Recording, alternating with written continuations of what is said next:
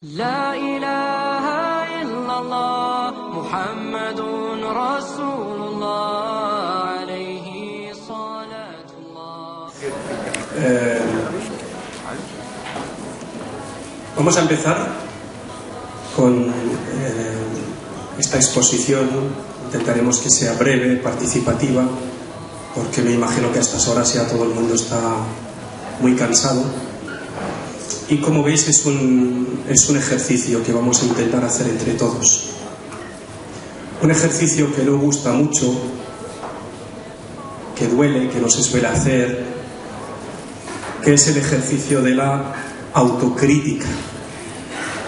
Una palabra poco conocida y poco utilizada en el contexto musulmán de nuestra comunidad,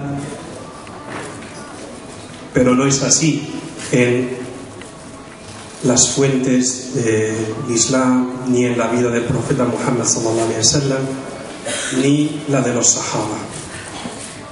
Autocrítica se oye muy poco en nuestras mezquitas, en nuestros congresos, en nuestras familias, en nuestros lugares de reunión. De hecho, cuando me he puesto a pensar en este tema, intenté buscar libros, bibliografía sobre la autocrítica en el contexto musulmán y no he encontrado casi nada. Si pones en cualquier buscador de internet un tema de cualquier tipo y pones libros sobre fiqh, sobre aqidah, sobre hijab, sobre jihad, sobre esto, sobre lo otro, probablemente encuentres miles de libros sobre ese tema. Si pones autocrítica, PDF, Islam, libro, en español yo estoy seguro que no sale nada, en árabe te van a salir menos de 10 libros. Es decir, se ha producido poco en este tema y eso es porque se ha hecho poca autocrítica. Sin embargo, hay otra palabra que sí se utiliza mucho, se practica mucho, nos gusta mucho, que es la crítica. Criticamos mucho el otro, que puede ser mi hermano, que puede ser el vecino, que puede ser el Estado, que puede ser el enemigo, que puede ser todo, ¿no? En este espacio de tiempo que tenemos muy limitado, vamos a intentar hacer un poco de autocrítica como musulmanes que somos, como comunidad musulmana. Y antes de empezar el ejercicio, vamos a ver qué es lo que tiene la autocrítica de positivo. ¿Por qué es necesario que hagamos autocrítica como personas, como familias y como comunidad que somos? Necesitamos que se haga autocrítica, porque si no hacemos autocrítica no progresamos. El que no se autocritica no conoce nunca sus debilidades y por lo tanto no puede progresar, no puede mejorar y se convierte en una persona vulnerable. Quien dice una persona, dice una familia y dice una comunidad como la nuestra. Una comunidad que no hace con frecuencia internamente el ejercicio de la autocrítica se convierte en una comunidad débil, con poca capacidad de afrontar las dificultades, los desafíos, con poca capacidad de innovación, de progreso. Y creo que los términos que estoy mencionando, debilidad, vulnerabilidad, capacidad de progreso, son todos males que padecemos en mayor o menor medida. Generalmente en el mundo musulmán, cuando digo mundo musulmán, tenemos que separarlo del mundo árabe. Aunque es cierto que la mentalidad y la cultura predominante en el mundo musulmán es una cultura y una mentalidad oriental. Y la mentalidad oriental es poco crítica. Por lo tanto, el concepto de la autocrítica no está muy arraigado en el pensamiento y la filosofía oriental y se le suele atribuir y vincular sobre todo con el pensamiento occidental. Pero cuando yo digo el mundo musulmán no me refiero al mundo árabe, me refiero al mundo musulmán que engloba todas las comunidades musulmanas en el mundo, de las cuales solo el 14, 16, 18, según las estadísticas, menos del 20% pertenecen al mundo árabe. Y el resto pues, pertenece a otros contextos, a otras culturas. Entre ellas encontramos el contexto occidental. Digo que por lo general, y creo que un poco se debe al contagio desde la cultura oriental, desde el contexto árabe, se ha hecho poca autocrítica. Se ha hecho poca autocrítica y se han creado, a causa de eso, muchos ídolos artificiales. Por un lado, y estoy hablando de manera genérica, de manera así global, sin entrar evidentemente en los detalles, sin ningún afán de ofender a nadie ni de generalizar, pero estoy hablando de lo observado en general en la comunidad musulmana española, que es la que nos interesa, ¿no? Se ha hecho poca autocrítica, y no solo eso, sino que no aceptamos la crítica ajena, no aceptamos que el otro nos critique. No nos gusta que los medios de comunicación, que los académicos, que los estudios, que la gente de la calle nos critique. Y automáticamente lo interpretamos como un ataque. Y a veces se le nombra y se le etiqueta directamente de islamofobia a cualquier crítica que nos llegue de fuera. No aceptamos que se critique en la familia al padre y se le da un estatuto sagrado, no porque se suma, porque es rey, porque es esto, o a las personas mayores, o a la mezquita, o al imán, o al islam, o a las fetuas del islam, o a las enseñanzas del islam, y empezamos a blindar algunas figuras y algunos conceptos y algunas enseñanzas y a veces algunas tradiciones, las blindamos contra cualquier ataque, contra cualquier crítica, y con eso convertimos en algunas personas y en algunos conceptos, en algunas enseñanzas, sin darnos cuenta, en ídolos. Ahora, cuando hagamos un breve recorrido por el Corán, veréis que el Corán siempre ha invitado a la crítica, autocrítica a los idólatras. Autocrítica significa, en el Corán, romper los ídolos, las tradiciones erróneas, ¿vale?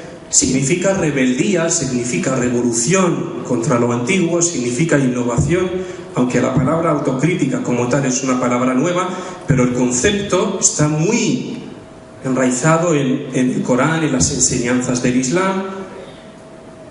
Y entonces, si una comunidad como la nuestra no hace autocrítica, no acepta que la critiquen desde fuera porque todo es sagrado para ella, el que me critica la mezquita, para mí la mezquita es algo sagrado que no se critica.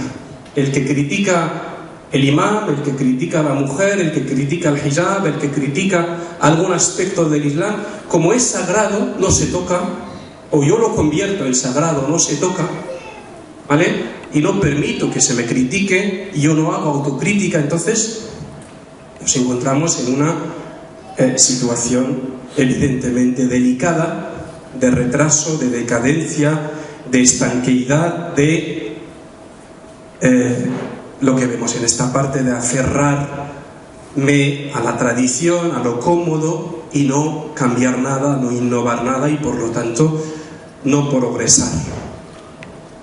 Y todo esto lleva a que nuestra comunidad en los momentos difíciles, como los que acabamos de vivir hace un par de semanas con los atentados de París, viva choques y golpes muy fuertes. Se vea sacudida de golpe o de forma sorprendente por estos golpes y se da cuenta en ese momento de dificultad, de su vulnerabilidad, de su inseguridad. Si queremos cambiar la situación actual de la que todos somos responsables, según el texto coránico, cuando los musulmanes perdieron en una de las batallas, concretamente en la batalla de Uhud, y se preguntaban ¿por qué nos pasa esto? ¿Por qué nos pasa esto? Llega el Corán para enseñarles a hacer autocrítica y les dice que cuando en una desgracia como esta proclamáis, llamáis, gritáis ¿por qué nos pasa esto? Esto, diles, qul huwa min indi anfusikum. Esto viene de vosotros. Esto pasa a causa de vuestros errores. Aquí pueden entrar factores externos, puede que haya enemigos externos, pero el culpable principal sois vosotros. Esto es lo que nos enseña el Corán. Este es el método del Corán para afrontar los problemas. Si no se resuelven, si una crisis como la que acabamos de pasar y otras anteriores y las que vengan después, que vendrán, si no las afrontamos con un ejercicio de autocrítica, de valentía, no se resuelven. Si nos mantenemos en esta postura de culpar siempre al otro, Estados Unidos, Israel, Mossad, Occidente, el enemigo, siempre le culpamos por el 100% de nuestras desgracias, ¿de qué nos beneficiamos? Las desgracias llegan para enseñarnos y hacernos ver nuestros puntos débiles, para hacernos ver en qué fallamos, nuestras debilidades. Si no hacemos un ejercicio de autocrítica, tanto a nivel individual como a nivel familiar, como a nivel comunitario, en estas situaciones vamos a caer siempre en los mismos errores. El que lee el Corán con esta mentalidad o buscando con una lectura de búsqueda en el Corán de lecciones, situaciones en las que el Corán me enseña a hacer autocrítica, o ejemplos de personajes, de comunidades que han hecho autocrítica y progresaron, y las que no hicieron esta autocrítica y no progresaron. Si empezamos a buscar el Corán, pero no buscar el término autocrítica, porque no lo vamos a encontrar, buscar el concepto, vamos a encontrar que el Corán está lleno de esto, está lleno. De hecho, la primera lección que nos enseña nuestro padre Adán en el paraíso es un ejercicio de autocrítica, reconocimiento de su error y pide perdón a Allah. Y dice: Adán, Hawa, nuestro Señor, hemos sido injustos contra nosotros mismos, perdónanos. Este reconocimiento le precede un ejercicio de autocrítica. ¿Por qué pasa esto? Porque yo me he equivocado. Dios, perdóname. Sin embargo, el Shaitán, Iblis, no hizo lo mismo. No quiso reconocer ningún error, se mantuvo en esa postura de orgullo y ahí permaneció. Incluso en el más allá, en la otra vida, el Saitán nos va a echar la culpa a nosotros. Y nos dice: yo os invité, vosotros me seguisteis, la responsabilidad es vuestra, no mía. En parte tiene razón. Desde este planteamiento sí, Saitán nos invita, nosotros le seguimos. La culpa es nuestra, pero el Saitán, por su orgullo, Iblis, por su orgullo, se mantiene en su postura y no quiere reconocer nunca su error. Estos dos ejemplos tan antiguos son una lección de autocrítica, de reconocer el error, corregir el error, pedir perdón que corresponda, etcétera, etcétera. Pero como decía antes, y fijaros, estamos hablando de autocrítica y desde el primer análisis empiezan a aparecer valores y conceptos muy importantes y muy graves. La autocrítica está relacionada con el orgullo. El orgullo, uno de los peores pecados que puede cometer una persona, con la soberbia. Y por otro lado, la autocrítica está relacionada con la humildad, una de las cosas que ama Allah subhanahu wa ta'ala, una de las cosas por las que Allah eleva a una persona o a una comunidad si actúa con humildad. Está relacionada con el progreso, está relacionada con el fracaso, está relacionada con la innovación, está relacionada con la tradición, está relacionada con la seguridad, con la inseguridad, con la paz, con el conflicto. Es decir, estamos hablando de un concepto, de un término muy profundo, muy importante, muy valioso y un ejercicio que tenemos que hacer muy a menudo. Os decía antes, en el Corán, Allah recrimina a las diferentes generaciones de haberse mantenido ciegamente fiel a las tradiciones de sus antepasados sin filtrarlas por el filtro de la autocrítica. Los que dicen: hemos seguido lo que nos han transmitido nuestros padres. Esta respuesta que dieron la gente de Quraysh al profeta Muhammad sallallahu alaihi wasallam y todos los seguidores o los no seguidores de los profetas, el Corán la rechaza, no la acepta y dice: ¿acaso no teníais mentes, corazones para pensar, para sentir? ¿Vale? Es decir, una de las enseñanzas principales que vienen los profetas a enseñar a las comunidades es hacer autocrítica, romper los ídolos, cambiar las cosas erróneas, mantener evidentemente lo que está bien y construir sobre esa parte que se mantiene. La experiencia de los profetas que nos dice el Corán, el profeta Musa alayhi salam reconoce en el Corán haber asesinado erróneamente a una persona, reconoce su error, dice: Señor mío, he matado un alma sin justicia, perdóname. El profeta Yunus, en esa crisis que vivió en el vientre de la ballena, dice: Señor, he sido injusto conmigo mismo. El profeta Ibrahim, si no hubiese sido crítico con la ideología, la religión, las tradiciones de su padre incluso y de su familia, no hubiese cogido el camino que cogió. Y así muchas experiencias, llegando al profeta Muhammad sallallahu alaihi wasallam.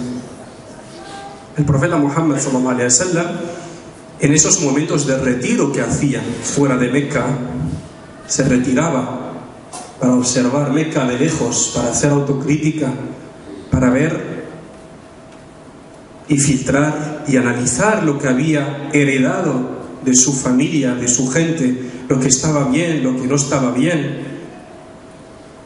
Ese momento de retiro, i'tikaf, del profeta Muhammad sallallahu alaihi wasallam, por cierto,